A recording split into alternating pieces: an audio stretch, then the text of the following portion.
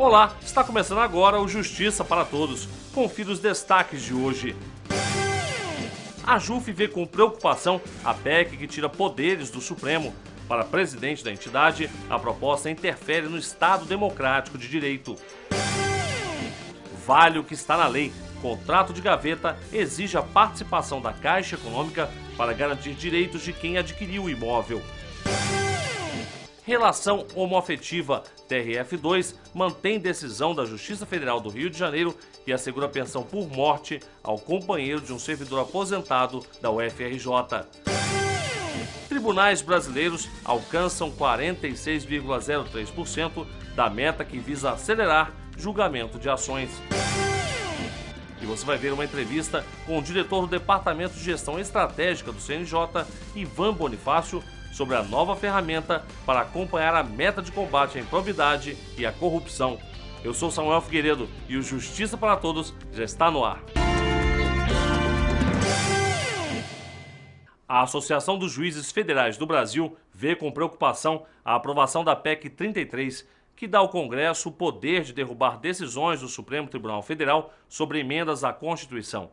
Para o presidente da JUF, Nino Toldo, submeter uma decisão do STF, que é de natureza jurídica, a um controle de ordem política, interfere no Estado Democrático de Direito. A proposta de emenda à Constituição 33 tramita no Congresso desde 2011. De acordo com a justificativa da PEC, algumas áreas de atuação do Supremo seriam de competência do Legislativo. Se aprovada, a PEC irá modificar 3 artigos da Constituição, estabelecendo que passam a ser necessários os votos de 4/5 dos membros dos tribunais para que uma lei seja considerada inconstitucional. No caso do Supremo, seriam necessários os votos de 9 dos 11 ministros. Atualmente, são necessários 6 votos. Em ações que questionam a legalidade de emendas à Constituição Federal, a decisão do Supremo não será mais definitiva. Depois do julgamento pelo STF, o Congresso terá de dizer se concorda ou não com a decisão. Se discordar, o assunto será submetido a plebiscito. E fica transferida do Supremo para o Congresso a aprovação de súmulas vinculantes. Esse mecanismo obriga juízes de todos os tribunais a seguirem um único entendimento acerca de normas cuja interpretação seja objeto de controvérsia no judiciário. A aprovação de uma súmula pelo Congresso dependeria do voto favorável de pelo menos 257 deputados e 41 senadores. Os ministros do Supremo Tribunal Federal se manifestaram contra a PEC, afirmando que ela enfraquece a Corte e pediram a suspensão do andamento da proposta no Congresso.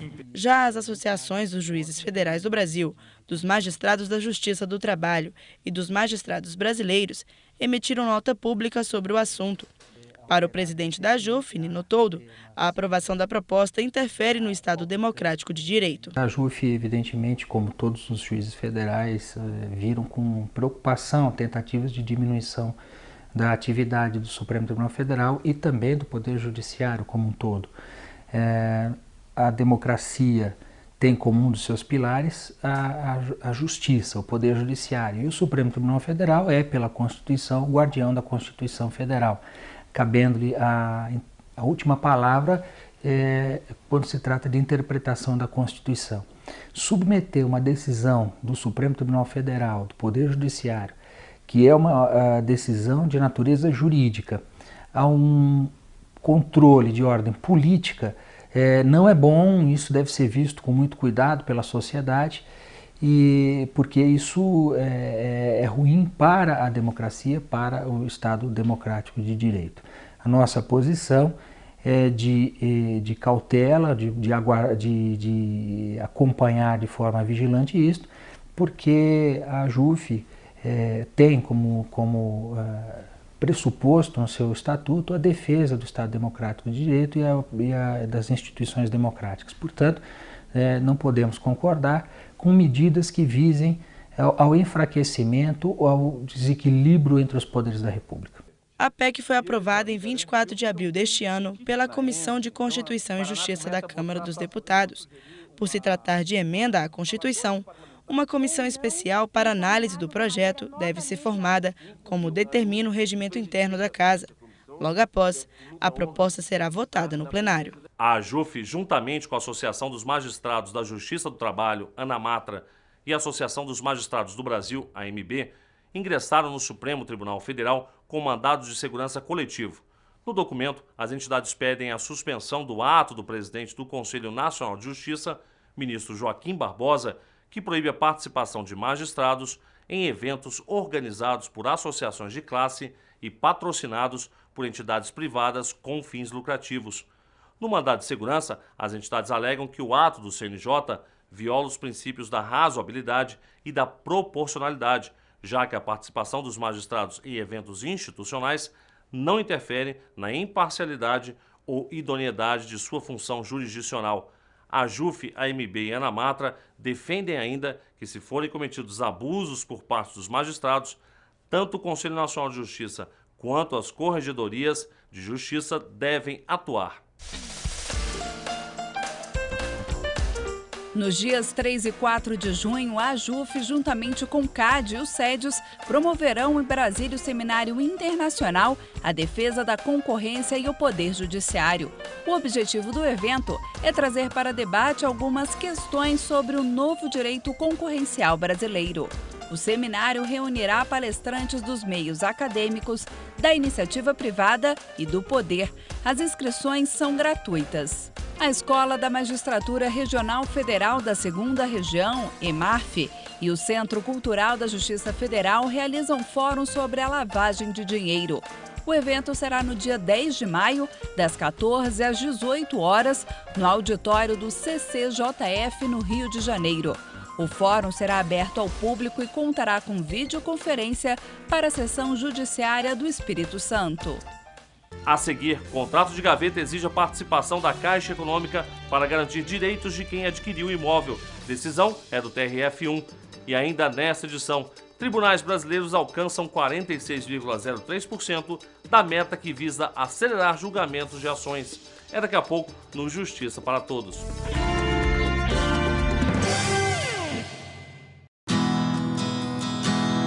Caixa.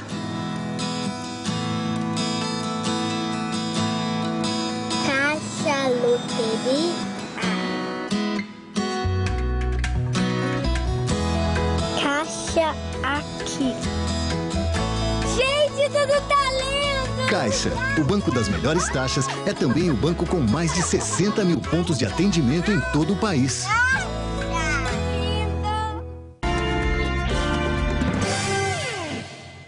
O TRF da 2ª Região, com sede no Rio de Janeiro, manteve decisão da Justiça Federal e assegurou a pensão por morte em relação homoafetiva. O companheiro de um servidor aposentado da Universidade Federal do Rio de Janeiro conseguiu o direito de receber o benefício. Há 2 anos, o Supremo Tribunal Federal entende que os casais homossexuais têm os mesmos direitos e deveres que a legislação brasileira já estabelece para os casais heterossexuais. Desde maio de 2011, o casamento civil entre pessoas do mesmo sexo é permitido e as uniões homoafetivas passaram a ser tratadas como um novo tipo de família. Uma união homoafetiva é aquela entre 2 pessoas do mesmo sexo que decidem viver uma linda história de amor e que tem uma relação contínua, duradoura, notória, né? Quer dizer, ela tem que ser pública e com desejo, intenção de constituir uma família. Essa família pode ser conjugal, só os 2, ou pode ser aquela família com filhos. Pela decisão do Supremo, os homossexuais têm direito a receber pensão alimentícia, ter acesso à herança do companheiro em caso de morte, ser incluídos como dependentes nos planos de saúde e podem adotar filhos e registrá-los. Para receber os benefícios, é preciso que os casais comprovem a união, seja por meio de casamento civil ou contrato de união estável. Mas todos os documentos precisam ser reconhecidos em cartório para ter validade na lei. Hoje nós temos união estável e o casamento. Qual a diferença entre união estável e casamento, que é uma coisa que todo mundo tem muita dúvida? A união estável é aquela que é feita de forma informal. Quer dizer, ela é uma união estável, ela é uma relação sem nenhum tipo de solenidade, de testemunha. Por isso é tão importante a escritura, ou em cartório, ou um documento particular, atestando o início dessa relação. E o casamento é um ato solene, ele é previsto na lei. A união estável, ela pode ser considerada um casamento? Pode. A diferença é a dificuldade de reconhecimento dessa relação. Para você reconhecer hoje um casamento, basta a certidão de casamento. Então, separou, um dos cônjuges faleceu, esse relacionamento ele está garantido, os direitos são automáticos. Já na união estável isso não acontece. Por quê? Primeiro tem que reconhecer essa união. Como que se reconhece? Na justiça. No Rio de Janeiro, a 5ª turma do TRF manteve a sentença da Justiça Federal no estado que assegurou pensão por morte de um caso de relação homoafetiva. O companheiro de um servidor aposentado da Universidade Federal do Rio de Janeiro teve o pedido negado administrativamente. Mas, segundo o tribunal, o STF reconhece a união homoafetiva como entidade familiar.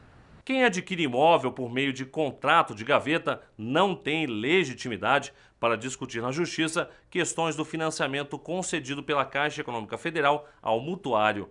Este é o entendimento do Tribunal Regional Federal da 2ª Região, com sede no Rio de Janeiro. Acompanhe os detalhes na reportagem de Roberta Lindenberg.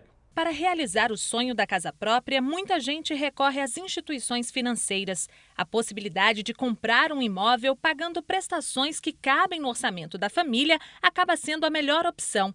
Mas e quando acontecem imprevistos e é preciso vender o imóvel?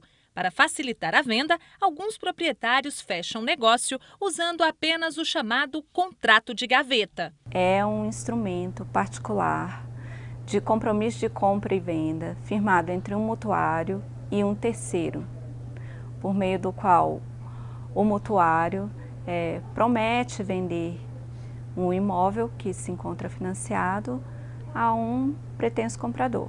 Mas se realmente precisar se desfazer do imóvel, é melhor pensar 2 vezes antes de optar pelo contrato de gaveta, para evitar dor de cabeça. Tanto o vendedor quanto o comprador podem ter problemas que deixarão esse contrato, essa forma de aquisição, muito difícil de ser concretizada. Por exemplo, o vendedor vai continuar com uma dívida e que um terceiro se obriga a pagar. E se esse terceiro não pagar?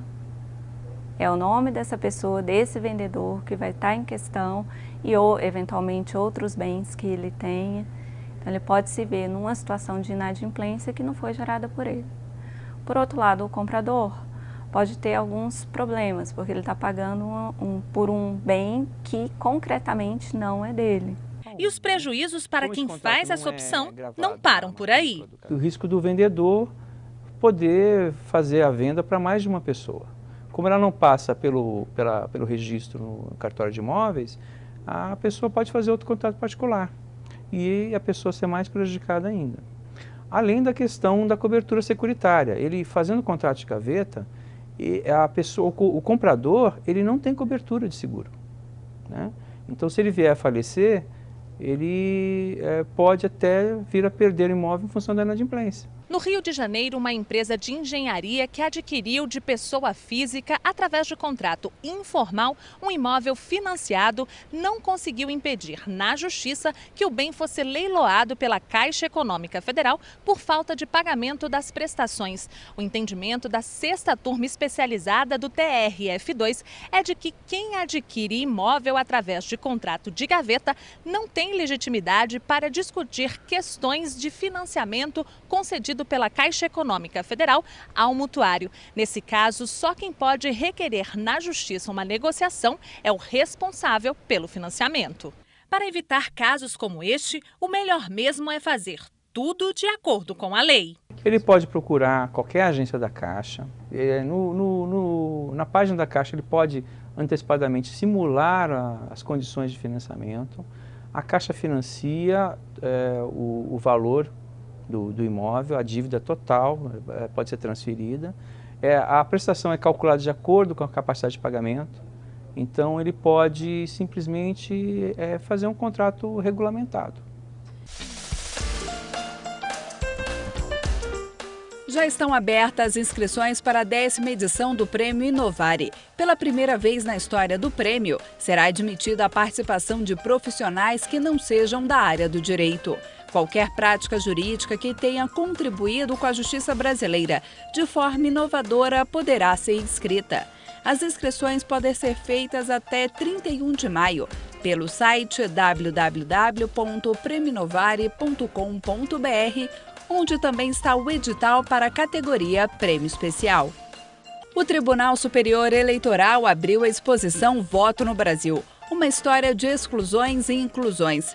A mostra, que conta a história das eleições no país, de 1532 até os dias de hoje, fica aberta ao público do dia 18 de abril até 19 de dezembro no Museu do TSE em Brasília. A seguir, tribunais brasileiros alcançam 46,03% da meta que visa acelerar julgamentos de ações. E você vai acompanhar ainda uma entrevista com o diretor do Departamento de Gestão Estratégica do CNJ, Ivan Bonifácio, sobre a nova ferramenta para acompanhar a meta de combate à improbidade e à corrupção. É daqui a pouco, logo depois do intervalo. Não saia daí.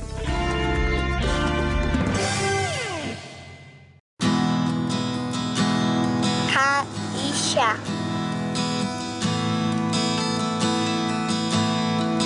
Caixa loteria.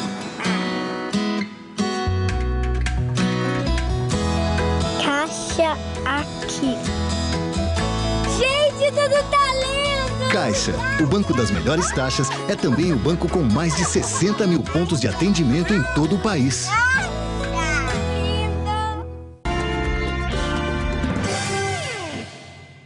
Novos conselheiros do CNJ tomam posse e participam da primeira sessão ordinária. O desembargador federal Guilherme Calmon e a ministra do Tribunal Superior do Trabalho, Maria Cristina Peduzzi, tomaram posse na última segunda-feira no Conselho Nacional de Justiça.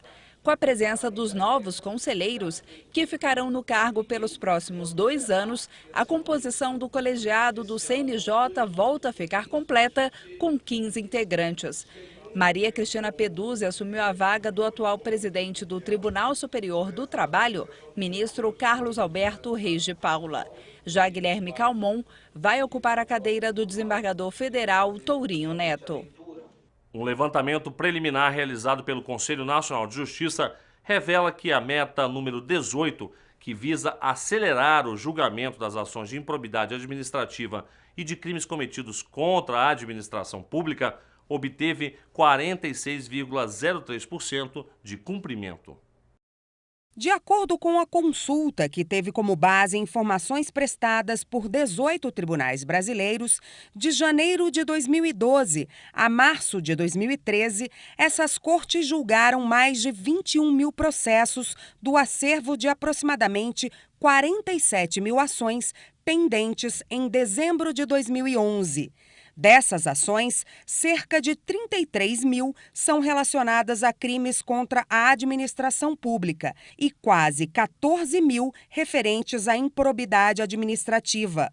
O julgamento de 21.600 processos por esses tribunais é 16,46% menor que o esperado para o primeiro trimestre deste ano. Única Corte Federal a prestar informações, o TRF4 registrou o quantitativo de 8.399 ações de improbidade administrativa e de crimes contra a administração pública e conseguiu julgar 5.091 processos judiciais até o mês de março de 2013. O objetivo da meta 18 é julgar até o fim de 2013 os processos contra a administração pública e de improbidade administrativa distribuídos à Justiça Federal e dos Estados até dezembro do ano passado. E o Conselho Nacional de Justiça criou uma ferramenta para o acompanhamento do julgamento dos processos de crimes de corrupção contra a administração pública e de improbidade administrativa. Na página inicial do portal, há um banner que indica o número de processos julgados. Para falar sobre o assunto, a repórter Gisele Mourão conversou com o diretor do Departamento de Gestão Estratégica do CNJ, Ivan Bonifácio. Acompanhe agora. Como foi criada essa ferramenta de acompanhamento dos processos de crimes de corrupção e improbidade administrativa? A ferramenta já existe desde 2010 e foi criado para permitir o acompanhamento das metas estabelecidas para o Poder Judiciário. Essas metas estão estabelecidas anualmente e esse ano nós temos que acompanhar 19 metas. Como ela funciona? Cada tribunal designa um juiz ou um servidor que ficará responsável pelo gerenciamento e monitoramento dessa meta no tribunal. Esse servidor ou magistrado, ele é cadastrado no nosso sistema e ele passa então a ter a responsabilidade de lançar os dados de acordo com a periodicidade da meta. Por exemplo, a meta 18, que é a da improbidade, combate aos crimes contra a administração, as informações são prestadas mensalmente. Como será feita a atualização desse sistema?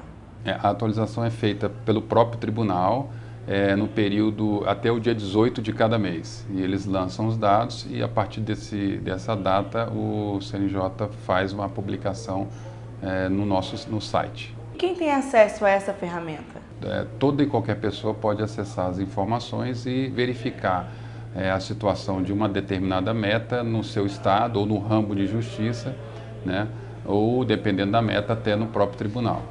Como é que ela acessa? Ela entra por onde? Basta que ela acesse o nosso site, né?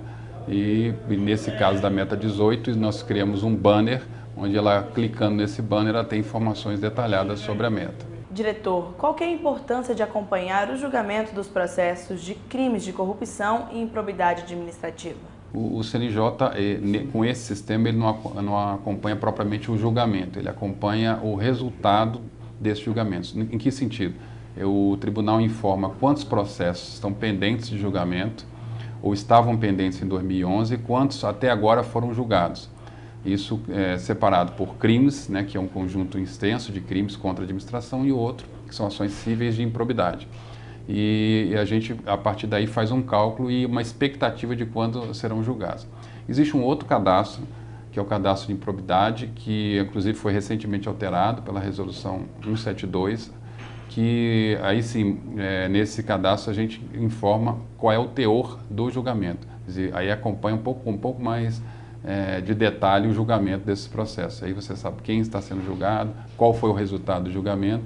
Isso para que a gente tenha informações para colaborar com a Justiça Eleitoral no registro de eventual candidatura. Quais os resultados que o Conselho Nacional de Justiça já obteve com essa ferramenta? Agora a gente tem hoje uma visão bem interessante de como é que andam os crimes. Então a gente tem, por exemplo, nós sabemos que temos 17 mil ações de improbidade pendentes de julgamento e mais 29 mil de crimes contra a administração. Então é possível você ter um quadro geral da situação desse tipo de processo. É bem verdade que aqui nós temos apenas 21 órgãos que lançaram e informaram dados para o CNJ, dos 33 que devem prestar informação. Então esperamos que até o final de junho a gente tenha esse diagnóstico de todo o Poder Judiciário. O senhor acredita que essa ferramenta traz mais transparência para o Judiciário? Sem dúvida, porque é possível saber quantos processos foram julgados e se há demora nesse julgamento. Isso do ponto de vista do cidadão. Do ponto de vista da gestão, o CNJ pode tomar decisões, como por exemplo fazer visita aos tribunais, para que observe de perto qual é a situação daquele processo que demora no julgamento. E pedir inclusive explicações para o juiz ou para o magistrado sobre quais são as circunstâncias que estão gerando aquele eventual retardo no julgamento do processo. E não só isso, também unir forças para que garanta os recursos necessários para que o juiz, por exemplo, possa julgar, porque às vezes com uma vara muito abarrotada de processo, ele não tem servidor suficiente, equipamentos, sistemas de informação. Então o CNJ também apoia e de forma colaborativa com o tribunal para que ele alcance o resultado. Você pode também assistir o Justiça para Todos na página da JUF na internet ou no canal da associação no YouTube. O endereço é www.youtube.com/tvajuf. E o Justiça para Todos de hoje termina aqui. Obrigado pela sua companhia e até o nosso próximo encontro.